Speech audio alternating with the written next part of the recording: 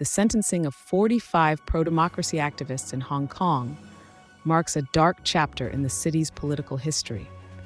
In what has been described as the largest trial under the controversial national security law imposed by Beijing in 2020, the activists received prison terms ranging from 4 to 10 years. The sentences follow a lengthy legal process and come as a sobering reminder of how drastically the political landscape in Hong Kong has shifted in recent years. At the heart of the case is a 2020 primary election organized by the activists to select candidates for Hong Kong's Legislative Council. Their goal was to secure a majority in the legislature, potentially veto government budgets, and pressure the chief executive to resign, actions the government labeled as subversive under the national security law. Prosecutors argued that the activists' strategy amounted to a conspiracy to commit subversion, a charge that carries severe penalties under the sweeping legislation.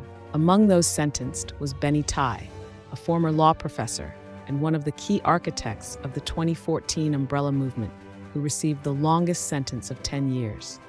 Prominent activist Joshua Wong, a familiar face in global media for his leadership in past protests, was sentenced to 4 years and 8 months.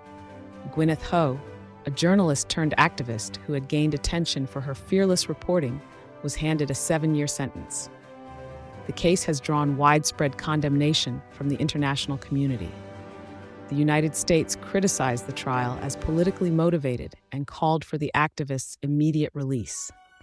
Similarly, Australia and the United Kingdom expressed grave concerns, with British officials accusing Beijing of eroding the rights and freedoms guaranteed under the Sino-British Joint Declaration, which was supposed to safeguard Hong Kong's autonomy until at least 2047. For many observers, these sentences are a chilling indication of the lengths to which authorities will go to quash dissent.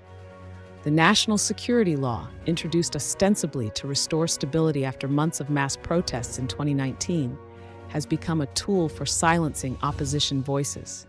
Critics argue that its broad and vaguely defined provisions allow for the criminalization of basic democratic activities, further dismantling the one country, two systems model that once set Hong Kong apart. In the aftermath of the trial, the city's pro-democracy movement has been left reeling.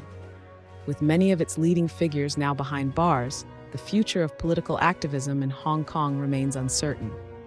What was once a vibrant hub of free expression and civic engagement is now shadowed by fear and repression. The sentencing serves as a stark reminder of how swiftly freedoms can be curtailed. For Hong Kongers who once enjoyed unparalleled liberties within China, the hope of a return to the democratic aspirations of recent years seems increasingly out of reach. The global community watches with concern, but for many in the city, the space for action has all but disappeared.